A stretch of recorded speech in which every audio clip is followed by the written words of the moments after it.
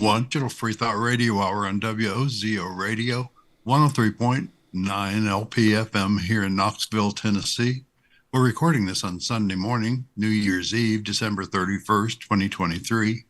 I'm Larry Rhodes, or DJ Doubter 5, and as usual, we have our co-host Wombat on the line with us. Hello, Wombat. Hey, I got my beard on. I'm wearing a onesie. I've never been more comfortable in my life. Beard If looks only good. I can end every year like this. There'd be no complaints. You got a little gray coming in there at the bottom there. Oh, I got a little gray here and a little here. It's really stylish. Yeah. Digital. Oh, we also have a special guest, Dread Pirate Higgs. Welcome. Thanks for making me special. Nice. And he's from Western Canada, so he's up early. Aye. Digital Freethought Radio Hour is a talk radio show about atheism, free thought, rational thought, humanism, and the sciences. And conversely, we'll also talk about religions, religious faith, Pastafarianism, gods, holy books, and superstition. And if you get the feeling you're the only non-believer in your town, well, you're just not. Here in Knoxville, even in the middle of the Bible Belt, we have a group of 1,100 of us. We're the Atheist Society of Knoxville, or ASK, and we'll tell you more about us after the mid-show break, so be sure to stick around. Wombat, what's our topic today? I want to know about the courts, and I want to sue someone for not being the religion that I am, because if it's against God's law, it should be the state's law. Sin. And The sin. I think all laws should cater to my religion and the exclusion of others. And I also think that my evidence should hold up in court. So let's talk about my spiritual evidence should hold up in court. And as you as atheists, you shouldn't be allowed to testify to. But, that's a lot of stuff. That's a lot of stuff to go through. How about we get through some appetizers first? Swear on the Bible, that's for sure. True. Let's do some appetizers first. We'll have Dread Pirate Higgs lead us for our new celebratory year, or at least, preliminary lead into the new year with some noodles. Awesome. Our newly lord, who art in a colander, El Dante be thy noodles. Thy blood be rum, thy sauce be yum, with meat as it is with vegetables. Give us this day our garlic bread, and forgive us our cussing, as we forgive those who cuss against us. And lead us not into ketoism, but deliver us some carbs. For thine are the meatballs, and the noodles, and the sauce, forever and ever. Amen. I have 2 points with the prayer. One is Al Dante. What is Al Dante? Could you explain that to me? It's to the bite. To the teeth. To the teeth. Okay. To the teeth. It's not so soft that they just kind of fall apart, but that there's a texture to taking a bite of your noodles. Optimal. Yeah, it's optimal. It offers a little resistance to the bite. Yep. No one wants soggy noodles, Right. Like they're made for a reason. There's good instructions in there. And different noodles, of course, have different cooking requirements and time requirements in boiling, because larger noodles will require more time than spaghetti or spaghettini or whatever. And this is my second point. A lot of people, when they do the Lord's Prayer, they have a cadence that starts high. Oh, Holy Father, hallowed be thy name, thy kingdom come. And it just slows down to the point where you're closing your eyes and you're just like, just hurry up so we can eat. Or so we can drive away already. I'm ready to take a nap. But I like that you take the opposite way. And I'm not saying everybody has to, but I do like the, oh, heavenly, and it goes up. And I'm like, I'm ramped up. I'm ready to go. So you have some pretty good skills there. One of the things that happens in our pastats, which is our feasting meetings, is at the end of the prayer, we all pound the table vigorously. Really? In anticipation of digging in. Nice. With the food already on the table? Aye. So like we get the rattles of the forks and everything too? Yep. And the flagons of beer and grog and all the rest of it. Good. Good test of good, strong craftsmanship and woodwork too, I imagine. Yeah? All right. Guys, I want to talk about tables real quick. If you're banging on a table, and you break it, that's something that I can sue you for. I can take you to court for that. But the thing is, how can I prove that you broke my table? I can say, well, look, they banged it. I have this recording where Dredd says he bangs on tables. But I could also say, my God disapproved of the noodly Lord that they were worshiping to. And I can also use that as evidence in court, or can I not? Larry, why can I use spiritual evidence in a courtroom? Well, that's kind of funny you should ask it that way, because we used to be able to. Back before the witch trials in Massachusetts, we used to be able to use spectral evidence. Used to be able to walk into a court and say, "My neighbor, I saw her dancing in the woods with demons," and they would actually have to use that as evidence, against the neighbor. And sometimes they would bring that woman up on witchcraft charges and end up in killing her, roasting her on a spit. Yeah. But nowadays we don't do that anymore. We're living in the age of scientific discoveries and evidence, and we bring that to the court. Scientific evidence is used in court every day. Spiritual evidence, not so much. Not so much, but not entirely gone either. I think it's pretty much entirely gone. I mean, remember Son of Sam? Didn't he say that God told him to kill those people? And they did not turn him loose because it was God's will. So you can't just go into court and use your religious beliefs or religious claims as evidence in a court of law. Same with the guy that shot John Lennon, right? He said God made him do it. Oh. Yeah. I was thinking, like, there's people who say, well, I was possessed. Or I was thinking about the lady who drowned her children because she heard the voice of God in her head. Andrea right? Yates. Uh-huh. And then they said, okay, well, you hear the voice of God.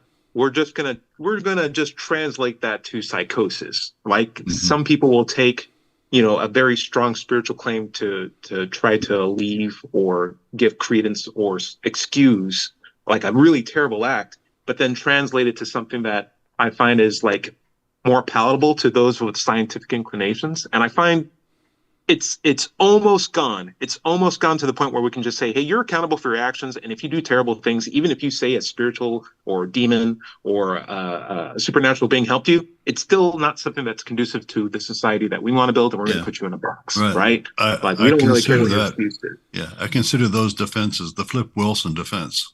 The Flip Wilson was that. It's the devil made me do it. That guy.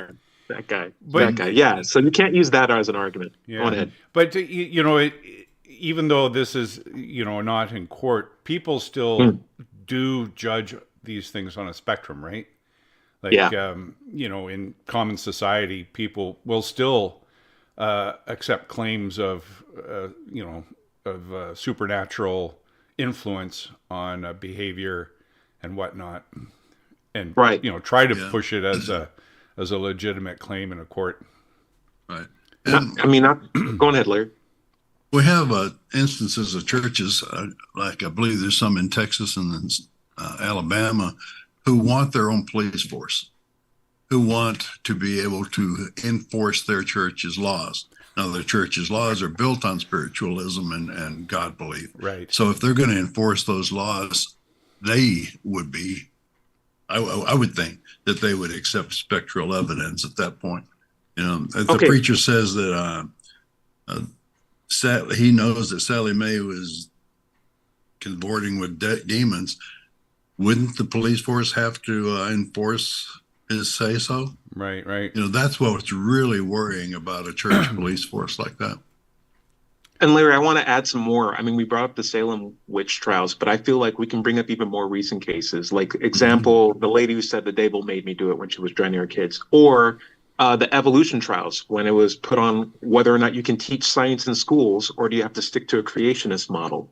Or even recently, I believe it was just like last year with the banning or the revocation of Roe versus Wade. And now we have where women can't have control of their bodies because people are under the impression that fetuses have souls and that they don't want them to die. I think it's something that we're very much affected by even today. And until we have a higher standard of evidence, we are going to continue to be affected by this, not just in the spiritual sense, but also in the social sense. They're going to be people who just say, oh, this person wears a red hat.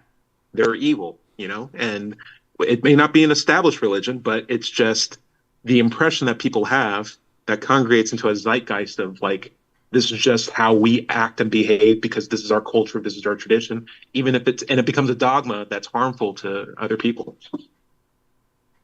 Yes, Dred, do you have any absolutely. examples of something like that maybe even affecting you in a court Myself? of law?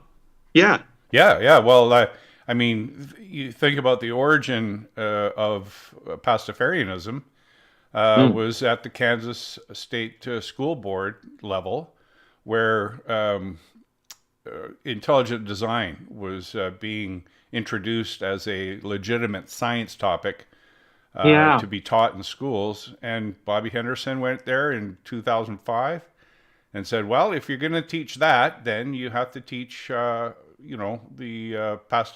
Church of, the Flying Spaghetti Monster is the originator, alongside it with equal time and stress, right? Hey, John Yeah. Richards. Hey, John. Absolutely. Hey, what's up, guys? Hey, what's up, John? John, we're talking about religion in court cases, and the idea that even today we are affected by religion in court. Some examples: Salem witch trial, but even more recently, the banning of abortion in America at the state level or at the federal level, like the protections that were provided to women taken away under the impression that fetuses might have souls. Or at least motivated by people who have that idea, who vote in a block. The idea that creationism is still taught at the university level, and in our state, in the state of Tennessee, you can go to any local university bookshop, textbook shop, pull open a book on biology, and you will see capital C creator more often than not in biology textbooks. And it hurt me to see stuff like that, because when you have, for example, an education where you understand how unintelligent and how undesigned things are, and then you understand design as an engineer, and then you go to a book that still tries to hop or like sell this terrible narrative, you realize this whole book can't be trusted. It has some good things in it, but it's not because it came from this author. It's because they're pulling the good things from other authors and selling their agenda on top of it. And the fact that that's still being sold to kids who are still trying to learn in a place where they should be able to trust their educators hurts me as a person that loves science and education. Right. Yeah. And it hurts me as a Pastafarian. Yeah. I think it hurts everybody, honestly. It even hurts the Christians, because like now you're just more inhibiting against you're just muddying the waters for everybody, Like everyone benefits from science, and not everybody benefits from Christianity. That's right. And science should not be determined in a court of law. That's not how science works. Good point. Science should not be determined. Science should inform the courts, not dictate what the courts should do. Right? Well, not. Could you elaborate on that? Could you elaborate on? Sure. Yeah. Science should not be dictated to by courts, right? Because there's a big difference between how these two organizations work. Because I often get involved in conversations like this, because a court of law is somewhere that you make arguments. You make them a case, a mental case, a constructed thought process, an association of ideas, which leads people to think that some cause made this effect. Now, science doesn't work like that. Right. Because that effect happened historically in legal terms, and they're trying to unravel what might have caused it. But science is looking forward. If science wants to associate a cause with an effect, we do an investigation.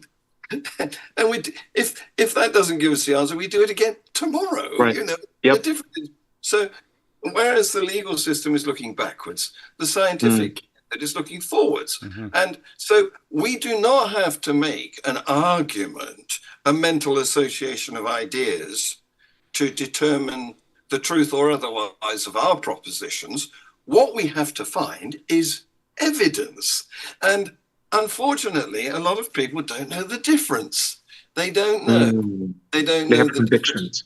Yeah, they don't know the difference between an argument and evidence. Evidence is physical or phenomenal, observable, independent, and multiply repeatable observations.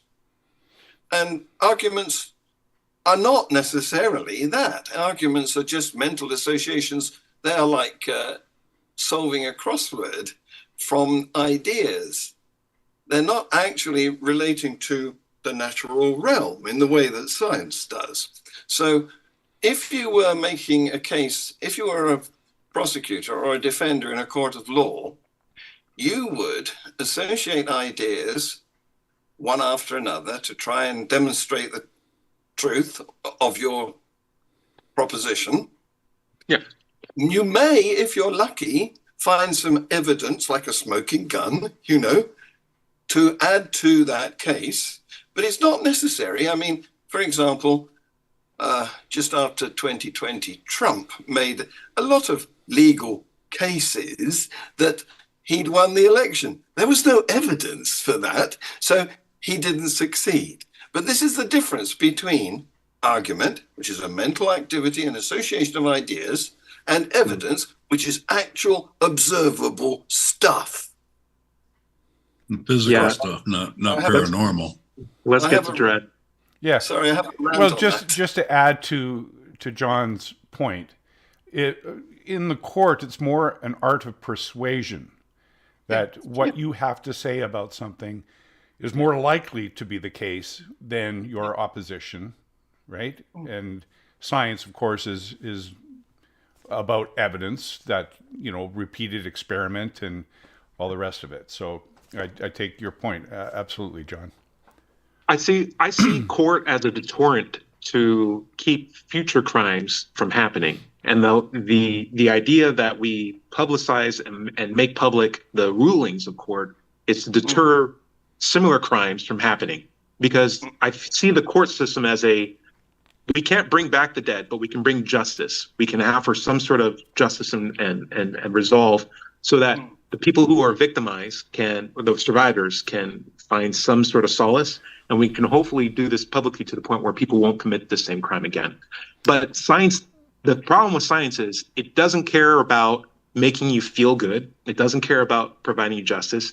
And if everybody in a room agrees on something, you can still be wrong. And the thing about science is, even when you come to a conclusion, tomorrow you might be wrong about the conclusion, and you're going to use science to figure that out. So it's just this constant uncaring gear that just keeps grinding and trying to find a better system. And it doesn't care about justice, it doesn't care about making you happy, it doesn't care about right. It just cares about modeling accurately. And because it's a methodology, it's not a thing, right? Yes. Oh, Larry. Yeah, I just thought I'd mention that we're coming up on a pretty good anniversary of the last legal case that tried to decide stuff like this, which is the Scopes trial in Dayton, Tennessee. It happened in 1925. This is 2023, so a couple more years and we'll be at it, a year and a half actually. But I mean, they were actually in the courtroom arguing that the stuff in the Bible was true. Now, that was not the question before them. The question before them was, did Scopes teach evolution in the classroom against the law, which he did. I mean, the law was wrong at the point. The law was a bad law, and he stood up against the law. He lost that case, but in the larger sense, religion lost that case, because after that, there was no more arguing the Bible in a courtroom of law as being the self-evident truth. Supernatural claims. Yeah. Though people are still encouraged to swear on the Bible that they're telling the truth. The whole truth, but nothing but the truth. You don't have to.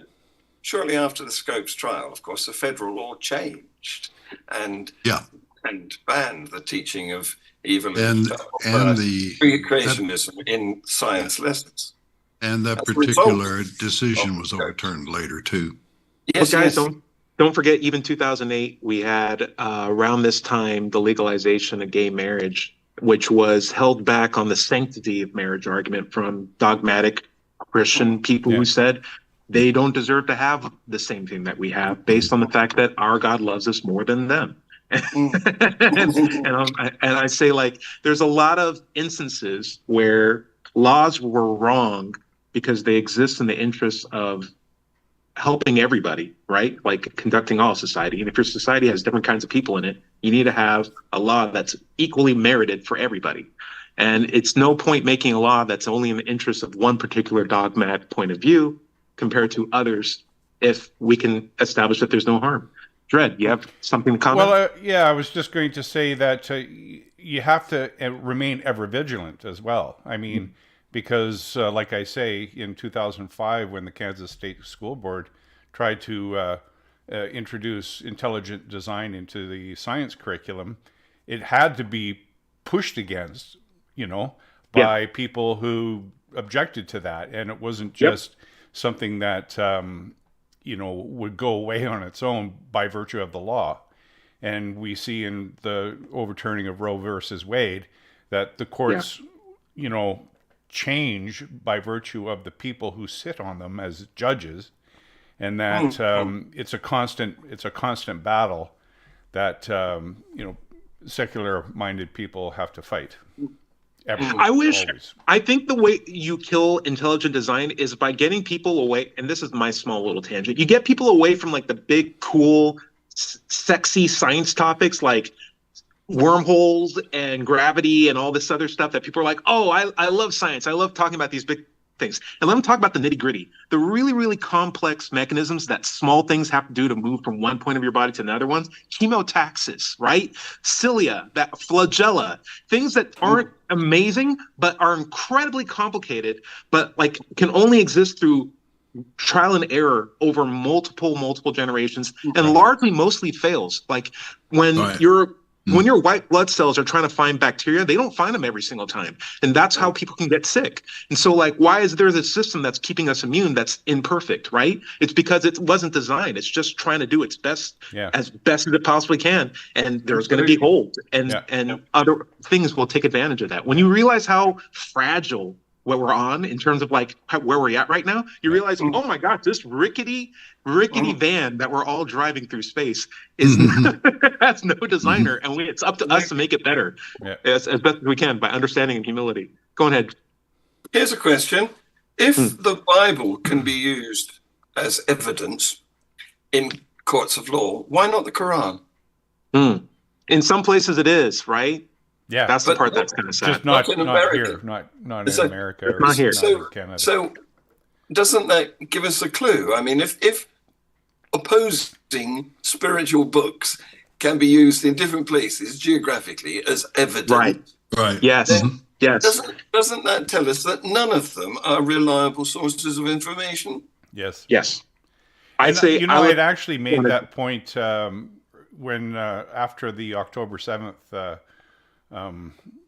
Pogrom there in Israel was that clearly neither of their respective gods were, showing clear support for either side, because it certainly didn't have any influence on the outcome. That's pretty damning evidence that neither of those thought systems are valid. I also want to throw out another thing too. We can use the scientific method on judicial practices as well, and learn bad laws that are, ineffective and, if anything, discriminatory, and replace them or change them or get rid of them entirely, right?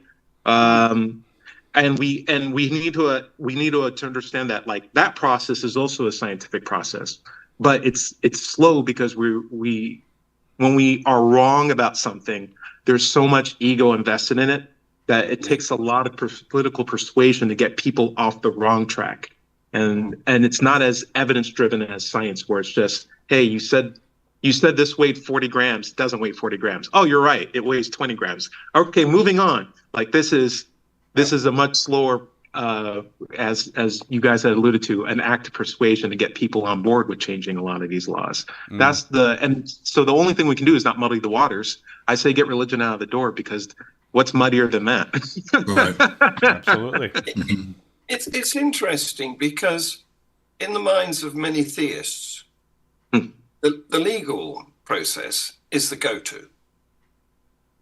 they want to argue for their God. They don't want the scientific process of investigating for evidence, because they haven't got any evidence. So, so they go for the legal process. And is there a God is not a legal question. It's not something that could be decided. And it's not one you can never get evidence for, right? Exactly. It's a scientific question. It's like, is there a Loch Ness monster? And you wouldn't go to a court of law and try and argue that. You'd go to Loch Ness and look for it. Right.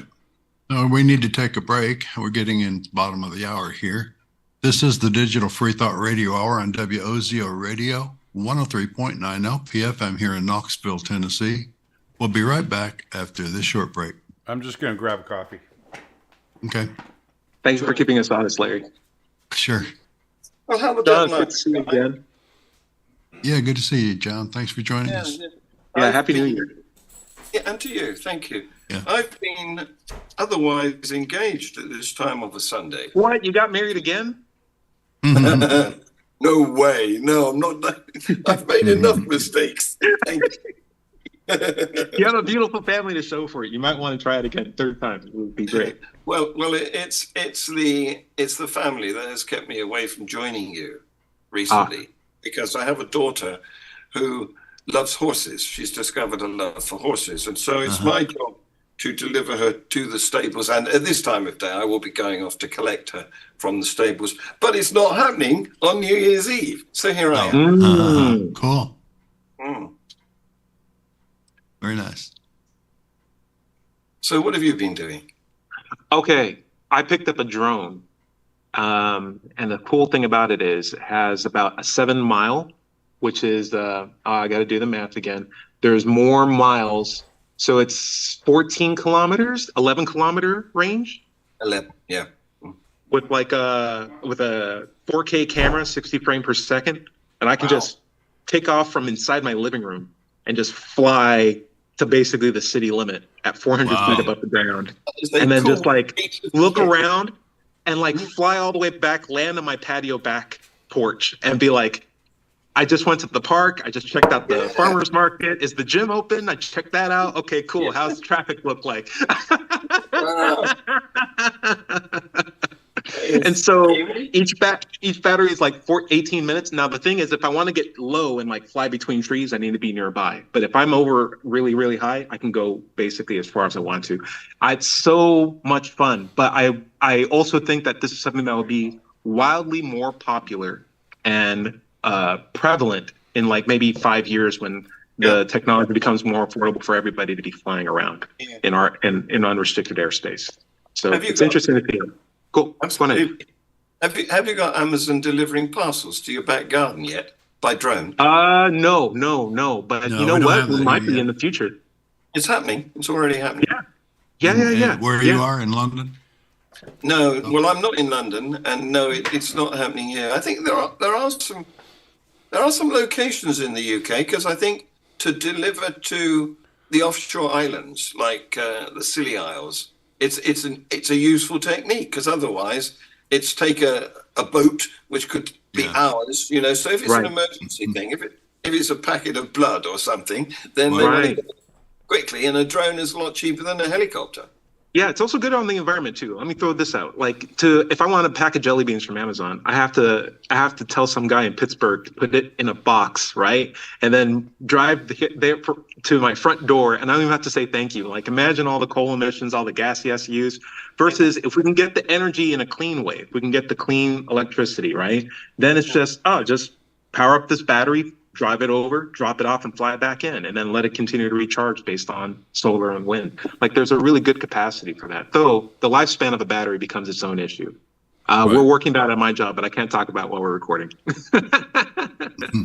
Well, that big improvement on anode technology certainly moved the whole battery industry forward significantly. Yeah. So good. It's very impressive that these small incremental changes actually have such a powerful effect. And how many people pray to make those happen? Pastafarians all over the world. Right. Okay, then we'll give the credit to you guys. You guys need to get patents. You guys need to get Well, patents. it's for the spinning twirling forks. The ones that are battery operated. Oh, that really? Twirl Yeah? and spin your Power spaghetti tools? for you. Yeah. Perfect. Everybody needs those for their pasta. Yeah. Okay. So y'all ready? There's also a new, I think it's a Chinese electric car that uses a sodium battery. It doesn't give you the range, but it's so much cheaper. Wow. It's a worthwhile option. Cool. Okay. Larry, whenever you're ready, we can I'm come ready. back in. Dred, Okay. let's get into your disparity of justice conversation. Sure. And then if we run out, we'll go into the some random topics for me. I can't look at listener comments right now. My computer is having some weird things. So Okay. Well, Quick Dred's story live short. streaming. Are you getting any comments on your live stream, Dred? Actually, I haven't even checked. Nope, nothing right now. Yeah, okay, we're good. It's All been right, a while well- since I've been online, so. True. Well, here we go again. 3, 2, 1.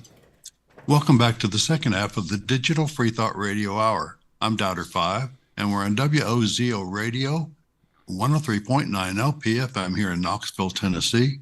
Let's take just a moment to talk about the Atheist Society of Knoxville. ASK was founded in 2002. We're in our 21st year, almost 22nd year now. We have over 1,100 members. We have weekly in-person meetings every Tuesday evening in Knoxville's Old City at Barley's Tap Room and Pizzeria. Look for us inside at the high top tables, or if it's pretty weather outside on the deck. You can find us online at Facebook, meetup.com, or at our website, knoxvilleatheist.org. You can just Google Knoxville Atheist for that matter. Just that simple.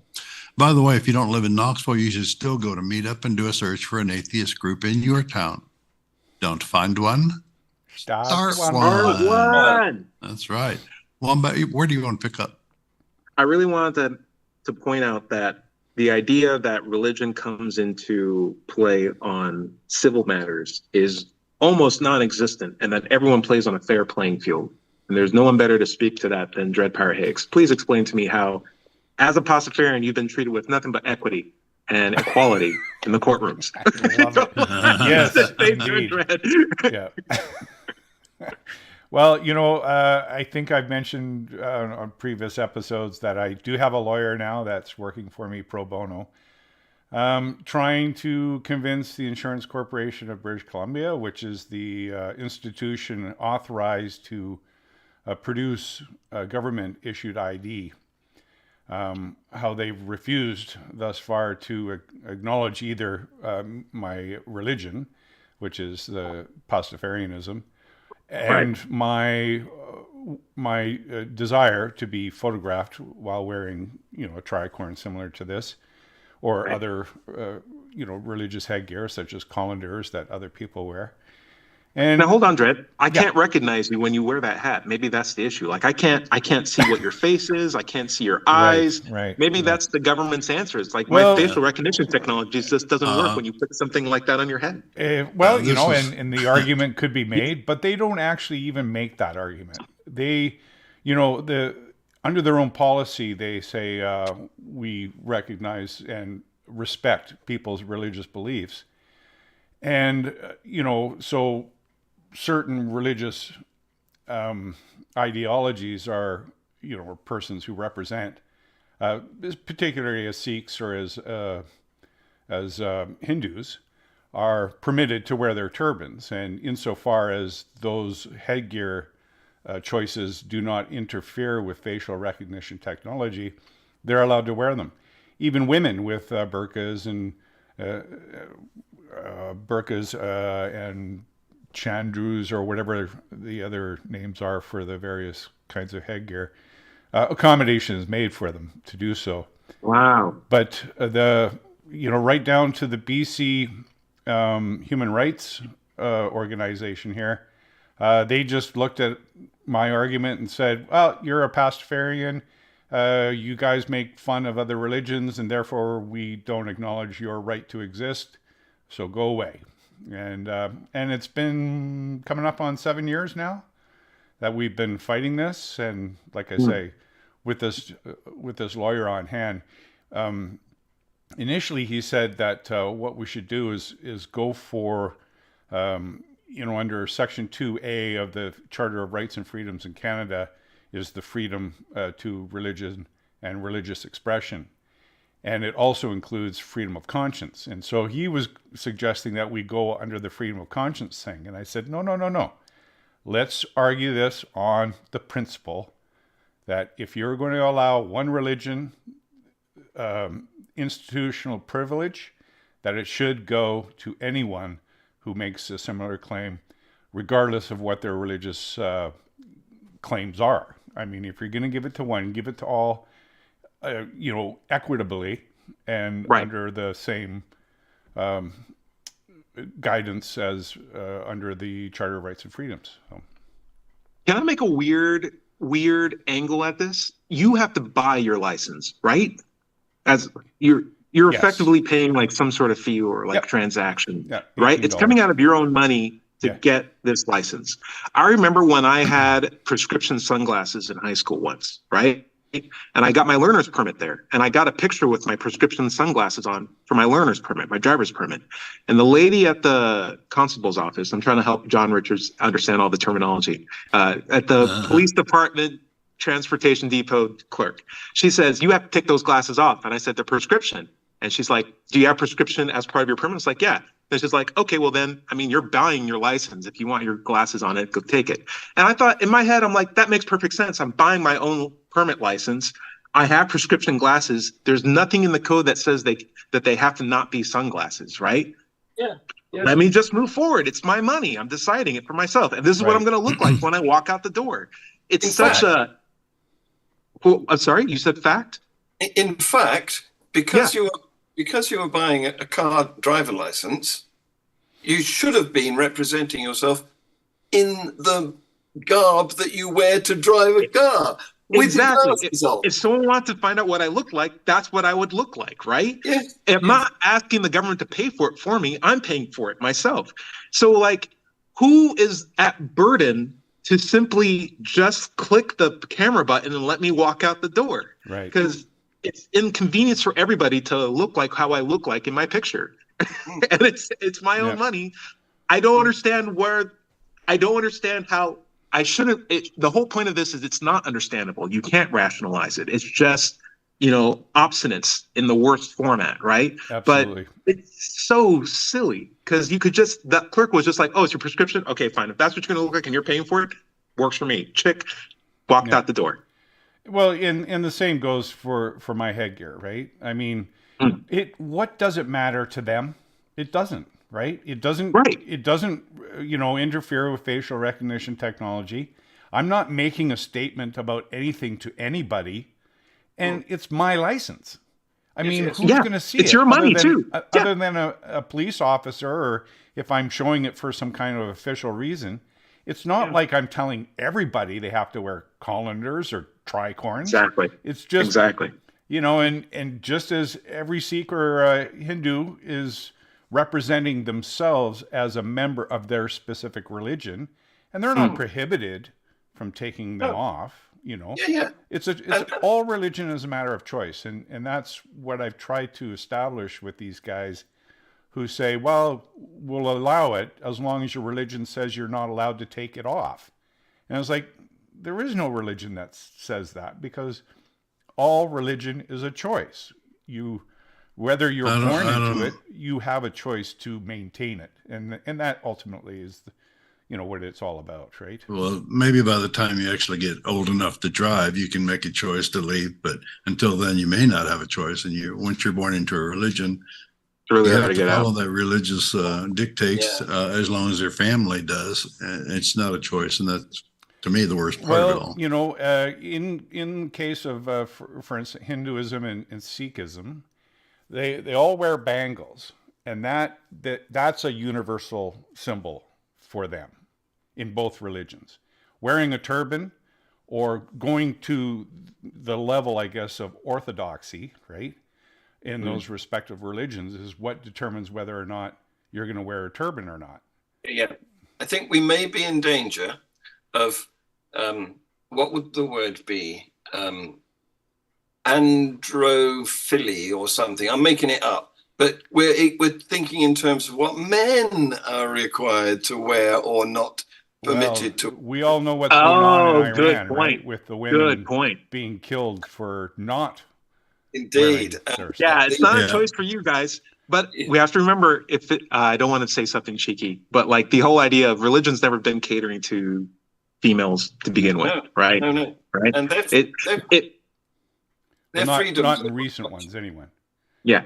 Religion has always been a demonstration of a power play, whether it's keeping people from not getting pictures on their driver's license, which has no impact on any other course of their life. Like you are a person that decides what a picture looks like on a car license, not a establishment of like a third party guide. Go ahead, Don.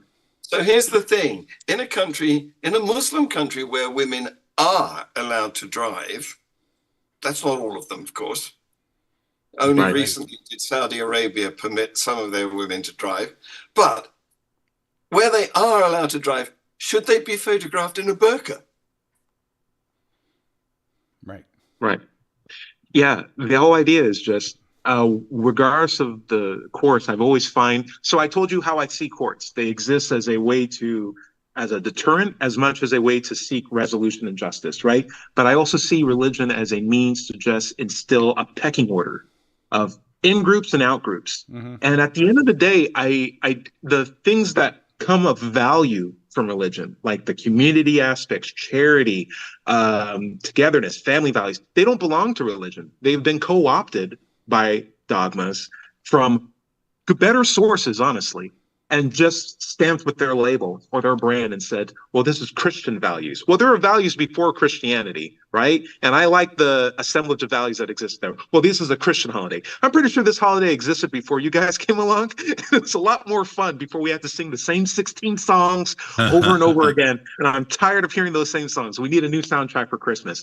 But regardless of whatever the case is, I would love to see religion understand its place and us as a society put it in that place. So instead of it putting us in places, and I can't think of better examples than the consequences that Dred's going through, issues that are going on in Muslim dominated countries, issues that are going on in America with Christian right, dictating laws and access to healthcare, access to, or the privileges that women have over their own bodies, et cetera. It's a myriad of terrible. Did I pronounce that right? Myriad, John Richards, yes. Dred, you always myriad. Yeah. Myriad? Yeah. It's a myriad. Okay. It's a assemblage of terrible things. Go ahead. I want to ask Dred, what are Pastafarian women encouraged to wear on their heads? Whatever they wish. So however they, Pastafarianism is really, it's about representing your belief system, and you do it in the fashion you find appealing to yourself, and it's a matter of choice, ultimately. Yes. So I still want to get back to this burqa-clad woman being photographed for her driving license ID, because it's not going to look it's not going to make her look like a responsible driver, is it? No, Though here's my other thing too. What I hate about Pastafarianism when it's being addressed by Christians is that it's always in the framing of, well, you're making fun of my religion, right? Yeah. And the question that I have is, what do you have anything to do with how I express myself? And why am I always being framed in your perspectives? Like, I have my own perspective and it has nothing to do with you. In fact, if all Christians went on a rocket ship and blasted off to Mars tomorrow, I'd still be a Pastafarian, still doing my Pastafarian things, and I would never see you guys again, and I'd still be doing the exact same things. So don't judge me by what you're doing. I'm doing something entirely independent of you. And if it bothers you, that says more about you than it does about me. Yeah. The interesting thing is that while, Christians make, say that we're making fun of their religion, they do it in the same breath that they make fun of mine. Yeah. They're saying, well, that's a flying spade. That's ridiculous. How could that possibly be true? And I said, well, I mean, are all your claims like reasonable ones, like virgin birth and, or the Muslim Muhammad flying to heaven on a winged horse? How many of those are out there, I wonder? Good point. So like I say, they're saying two things out of their mouth in the same breath, right? Sometimes, yeah, it's the exact same sentence. Like, my silly religion, your silly religion just mocks my religion. Yeah. Yes. Like, you literally just mocking me at the same time you just said that. And the thing is, with Pastafarianism, we're open to being wrong. Like, if it could be demonstrated that a flying spaghetti monster didn't do all this stuff, then we would acquiesce and say, okay, well, we get it. Moving on. Too bad. Moving on. So We'll try bacon next. Contest to the bottom to see who's got the most silly religion. So, but what we wear on our heads is not just a matter of hats, is it? I mean, if you take the Hare Krishna, they've got to have their head shaved, except for sort of a back mohawk thing which ends in a tail that's dyed blonde. Yeah. And that's so when the rapture happens, God can pull them up. So I'm wondering what the next step will be in this, controlled freakery of how we should look when we're on our ID picture. Right. Are we going to all have to shave our heads? Are we all going to have to go bald? What about beard? John, taking this back to the courtroom, I'm thinking, like, if we have God's law, right, and we understand what he wants and what he doesn't want, and it's explicit in his holy book, right, and it says you have to wear your hair this certain way, or you have to wear a burqa even when you are driving, or you just can't drive, period. Why would you ever be allowed to drive? And there are some states that let women drive. Or there are Pastafarians that want to have their hats on, but Christians don't like it, but we know God's word, right? And it's like, hey, there shouldn't be any other God than my God, right? Why can't I, as a citizen Christian, just sue you in the court and say, you are not respecting what's in my holy book, I'm taking you to court. And because I have God's law, and that's a real thing, why can't that be recognized in a real court? Well, there you go. I want to get back to Dredd because I haven't seen him for such a long time. Do you ride a motorcycle, Dredd? I do not, no. No? Okay. Well, I know how to, but I don't. Yeah. I was going to ask whether Pastafarians wear their tricorn on top of their crash helmet or... Yeah, no, we're not so foolish as to replace, tested headwear in dangerous situations. Like, for instance, I have to wear a hard hat when I'm up in the oil patch, and I do so when I'm required without argument because I know better than to people who insist. And it's a BC thing that motorcyclists can wear a turban in place of a helmet. And of course, no one's done any crash test dummy tests on turban festoon heads. Just want to get back to like the topic of the show, because we do have the topic on the show, which is court cases, right? The idea that we could have people who are religious that are willing to sidetable their God rules for the state rules, in my opinion, is sort of an admission in their case that they recognize that their God rules are not actually objective, not absolutely real. And while they may make up a fuss and say, okay, fine, gay people can get married in blue states, or fine, women can get abortions, at least for now, but I'll vote again. The fact that they don't just immediately get up in arms and start suing every single person that gets an abortion. Like West Barrow Baptist Church, in my opinion, they are the perfect representation of what their dogma asks of them. They are on the street, they are arguing, they're getting in people's faces. That's what every Christian should be doing. The ones that are more casual and saying, oh, but God loves everybody, they're not reading the book. They're not reading the holy book, right? So I see when a state law comes out and says you can do this sin, or you can drink on a Sunday, I find that as an admission in terms of social acceptance that people are recognizing that their God doesn't actually have as much authority and power as compared to real people that are in front of them making laws. Well said. Yes. Perfect. Yep. And this makes me wonder, if we acknowledge that God's laws are not fixed, and we must do that because they change, don't they? I mean, quite recently, the Pope has said that it's okay for priests to bless same-sex couples, not to marry them, but to bless them. And but they have to do it as not part of a service, but from their personal personal authority rather than the authority of the They church. can bless them on Zoom. Yes. Wow.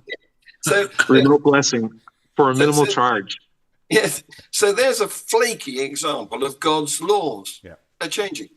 Well, this is why in Pastafarianism we don't have the 10 Commandments. We have the 8 I'd rather you didn't, because these things are open to change over time and adjustment as society sees fit, right?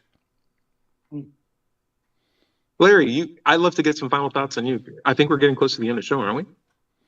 Yeah, well, we've still got another pretty much like 8 minutes, so we got time to go. Final thoughts on what? And I gave all my thoughts about this subject right up front. Larry's been trolling on Facebook. Okay. Hey, Larry, welcome to the show. We're talking about court cases today. And the idea that, there used to be a time where you couldn't testify in court if you were an atheist, right? If you guys weren't aware of that in America. Mm-hmm. I'm happy that's not the case anymore, but there's still the social pressure to seem moral. And there's no greater group that have sort of claimed a morality in their own sense than just Christianity. People will often just say, "Oh, I have godly virtues," or I'm a Christian, when they imply that they're a good person, without realizing like they're referencing the guy that drowned every single person on the planet in the first chapter of his book. And did some really terrible things even beyond that. Like, he wasn't even done past that. He's like, "No, hold my beer. Wait until you get to the next section of my book. When I get to human sacrifices, you'll really I'll throw you for a real loop." Sure. I would love it if we could recognize that, a secular lifestyle, one that's focused on just humanist values, is actually the more optimal point of view in terms of ethics and morality, because it's more even-handed. Do you think that will ever be a case in court? Can you think you could even use that as a selling point when people say, "Hey, I want you to testify or swear to me on this Bible that you won't tell the truth"? You'd be like, "Actually, I'm an atheist. I don't follow those kinds of superstitions anyway. I'm honestly telling you my positions. Let's just move on." Right. Here's an interesting thing which is related to that, because our Prime Minister, Rishi Sunak, recently had to appear before what will be our equivalent of a congressional hearing. And so he had to swear on a book. He did it on the Hindu Gitas. Really? Yeah. Huh. In a country which has an established Christian church. Well, I was wondering, like, if I had the opportunity to swear on something, if I could just swear on a newspaper and just say, "Yeah, I'm pretty sure most of the stuff in here is more factual," or research things than any holy book. Just give me a newspaper. And what gets me is, when they say, "I'm a Christian," so so and so, like, they're not 30,000 different sects of Christianity. It doesn't really nail down anything. Right. Yeah. My choice would be The Hitchhiker's Guide to the Universe. I'd swear on that. There you go. Yeah. That's a long and silly book, but sure. It's Hitchhiker's Guide to the Galaxy, isn't it? Yeah. Probably, yeah. Yeah. The Skeptic's Guide to the Universe is the podcast I listen to. Yeah. Okay. Larry, would there be a book that you'd prefer to swear on if you had to do swearing at all? Well, it would either be A Demon Haunted World by Carl Sagan. Beautiful. Or Origin of Species. Good choice. Yeah, those would be good choices for sure. If it's just based on book recommendations, I would do an Isaac Asimov book called Azazel, which is a really, really Isaac Asimov, of course, does sci-fi, but he also does fantasy, and those aren't as well known. But his fairy tale fantasies are always obviously engineered in such a way that they're so meticulous that they may as well be a science. And then there's this weird little demon that can be summoned from the gates of hell that can give you like this monkey paws wish. He can let you walk on water, but it also works on ice. And so and the humidity in the air makes you like levitate unnaturally. So like every single time someone wishes, something terrible happens. And it's always funny meticulous principles of science get in the way of magic. And as it goes, it's like, "Hey, I gave you the wish. I tried my best." There's so many fun, weird little things, but it's just a good model to show people how intricate these systems that we rely on are. And when we close our mind to magic, we lose the true beauty of science. And I'd say, like, if you read this book, you'd actually, even though it's a fantasy book filled with demons and magic, have What a was the deeper name of it? mechanism. Azazel by Isaac Asimov. Azazel. And yeah, if you get his short book compilation Gold, which is like probably the most popular Isaac Asimov short story compilation, you'll get one of his Azazel stories in it. And I guarantee you it's it's the best short story in that book. It's the one he's most proud of. Cool. And then he just made an entire compendium of just short stories for that, just separately. But yeah, that'd be a good, I would swear on that just to say, like, hey, you should read this book. It's a good book. Not good in the court of law in the sense that it's a demon, but if you read it, you would understand, it's actually a pretty nice demon who's just trying his best to help people. Anyway. The little demon that could. The little demon that could. Yeah. If anything, the Bible has demons in it. So, like, what's the problem? Yes. Yeah. All right. We should probably start signing out or giving last words. Yeah. Right. I'd love to do away with the idea of swearing on things altogether. Like, I'm in a court of law. I should be held to the same standards of perjury or lying in court, regardless of whether I pretend to lie or tell the truth or not. Let's just save ourselves a step, since this is all taxpayer time, and move forward with the court proceedings. They already take long enough as is. Right. That's absolutely. Which they're trying to do in Australia, where they still start most council meetings with the Lord's Prayer, and in some areas they are now saying we're not going to do that anymore. So progress. Nice. Yeah. Progress. So where can we find your stuff, guys? Well, I guess I'll go first. I'm actually live streaming this today after a long absence on my YouTube channel, which is Mind Pirate, MINDPYRATE. It is Sunday morning at 7 a.m. Pacific Standard Time, and that's where you can find me. I just wanted to also put in a plug here for a thing that's coming up in June with Richard Dawkins going from Dublin to Iceland on a boat with 152 people, which I'm looking at going in June. So oh, wow. Check it out. Okay. Check it out. It's you well, can find travels. it on skeptic.com/Dublin 2024 if you're interested. Yeah. Please so tell me I'm you're taking your likely to go. tricorn with you. You're taking your tricorn with you, right? Please. Yeah, of course. Yeah, absolutely. Okay, good. Yeah. Bring extra. That sounds like a fun time. Great. Yeah. You can find my stuff on YouTube. That's about it. John, go ahead. If you're looking at cruises with interesting people, there's also one involving AC Grayling and I think Lawrence Krauss that's going to Finland, but that's in April. Nice. Yeah. So if you want to look at my stuff, I've recently been asked to take over the Atheism UK YouTube channel. So I've now got 2 channels, and inspired by an interview that I had back in the summer. So there's a very short video clip from that. I had then made 9 more very short interviews about my worldview. And so I'm the executive president of Atheism UK. And can't say it, but I am. And so if you want to go to the Atheism UK YouTube channel, you can see 10 little tiny videos about my thoughts. Cool. Nice. Okay. Very Wonderful. cool. And my content. Ty, did you get yours in there? Yeah, I'll be on YouTube or your local Dollar General, because I'm at the end of the year, which means I've successfully I've kept my commitment to not eat chips or candy for this entire year. And as soon as the clock strikes 12, I'm getting that salt and sugar in. So catch me at your local Congratulations. grocery store. Yeah. Stock it up. Okay. Yeah.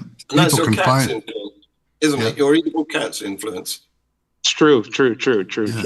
Yeah. Reminder, you can find this show on podcasts everywhere. Just search for Digital Freethought Radio Hour. And if you're watching this on YouTube, be sure to like and subscribe. My content can be found at digitalfreethought.com. Be sure to click on the blog button for our radio show archives, atheist songs, and many articles on the subject. My YouTube channel handle is @Doubter5. You can find my book, Atheism, What's It All About, on Amazon. Thank you, Dred. Remember, everybody is going to somebody else's hell. The time to worry about it is when they prove that heavens and hells and souls are real. Until then, don't sweat it. Enjoy your life. And we'll see you next Wednesday night at 7 o'clock here on WOZO Radio. Say bye, everybody.